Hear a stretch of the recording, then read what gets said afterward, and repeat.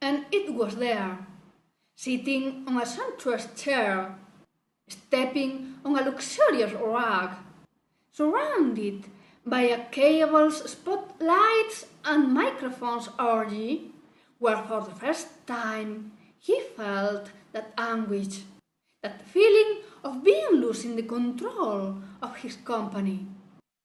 He felt he had demolished without realizing the barrier that separated his little hobby from a real company.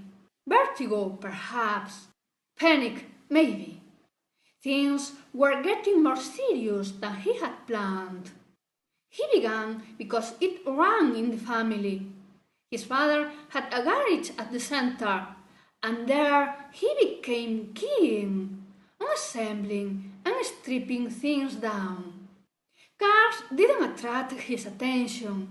What he really liked was the machinery. "We can take some pictures at the outside afterwards," the journalist suggested, displaying some kind of boundless charm. "Perfect," Ingma answered behind the technician's barricade. The journalist ignored the voice shouting, driving away Cesar from the Mousetrap. She was trying to make him fall, since she had decided to name him as the most eligible bachelor of the country, and she got it, and kept on talking about the pseudo-palace excellencies. She thought to relax the atmosphere, to get a favorable ambience.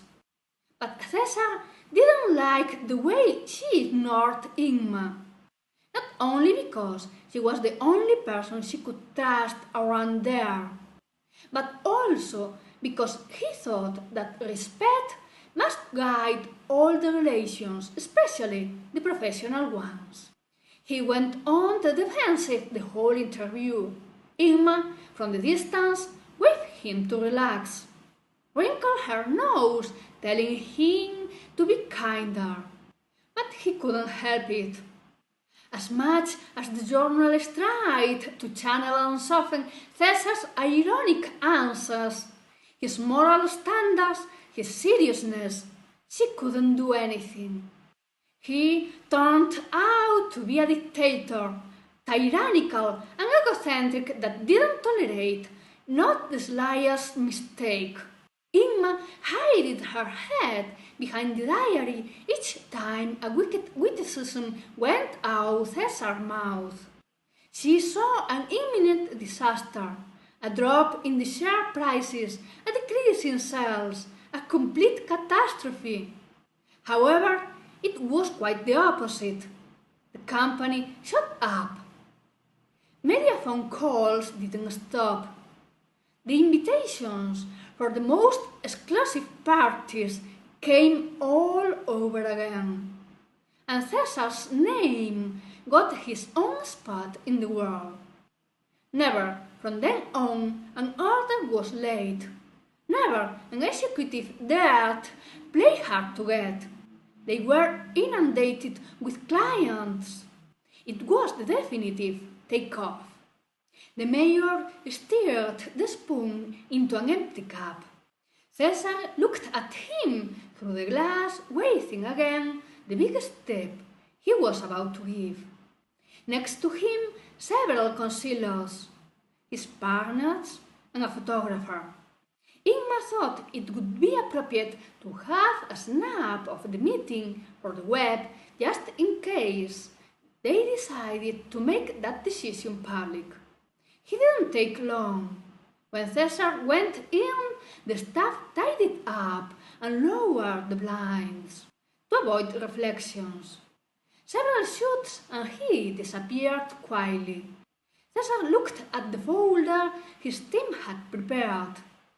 Looked at his partners, those who nearly knew the company job. He didn't appreciate them very much. And if it wasn't for the company lack of liquidity, he didn't want them there at all.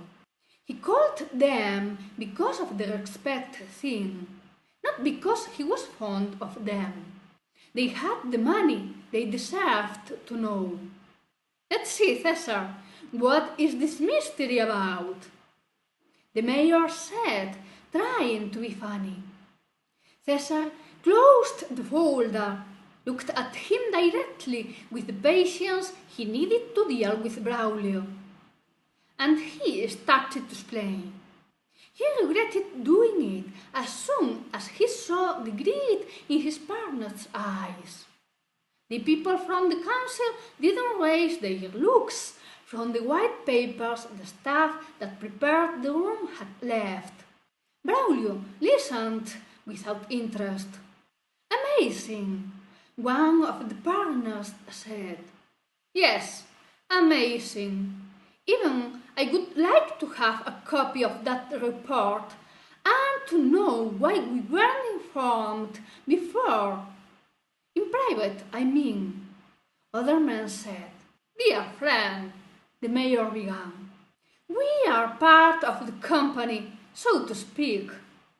Cesar listened to the comments, thinking that he should better keep mum.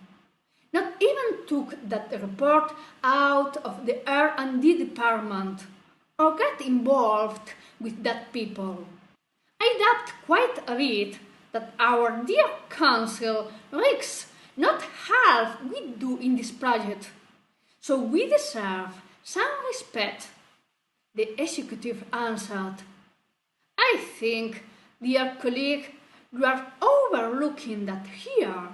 Our friend Cesar said it clearly, the deposit is under the factory land. Do I have to remember you that land is council land? Braulio clarified. I can't believe what we have to put up with. We put the money, we carried the council out of the misery, we fed the 4 starving poor devils that still haven't emigrated, and above all, we have to be grateful to them. Other of the partners said, making a gesture of contempt to the mayor.